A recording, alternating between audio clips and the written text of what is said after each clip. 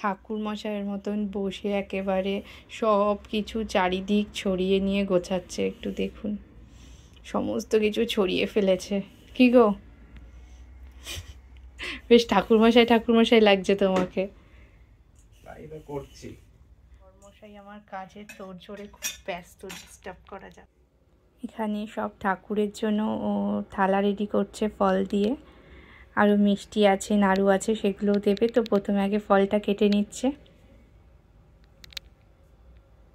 এখন তো সেই কাজে অনেক ব্যস্ত, মানে আমার বরমশাইয়ের কথা বলছি, আমার বর এখন কাজে অনেক ব্যস্ত, ডিস্টার্ব করা যাবে না। আমি পাশে দাঁড়িয়ে আছি, আমাকে বলছে তুমি বলে দাও, তো আমি বলে বলে দিচ্ছি, ও করছে। একটু দেখুন, সুন্দর করে একা একা সব কিছু গুছাচ্ছে। দেখুন, শুধু এখনও জায়গাগুলো একটু পরিষ্কার করতে পারিনি, সব ছড়িয়ে ফেলেছে, কিন্তু কি সুন্দর একা একা গুছাচ্ছে। আমার তো বেশ ভালোই লাগছে।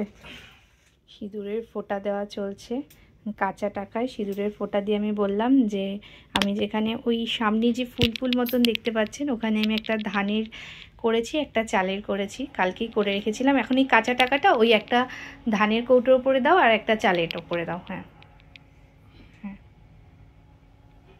এখানে তো আর সব কিছু পাওয়া যায় না, তাই যতটুকু পাওয়া যায় সেটুকু অনুযায়ী করেছি। ওর একটা রচনার হাঁড়িও করেছি লক্ষ্মী ঠাকুরের জন্য। দুটো হাঁড়ি করতে হয়, আমার কাছে তো আর দুটো হাঁড়ি নেই, তাই একটা হাঁড়িতেই করেছি।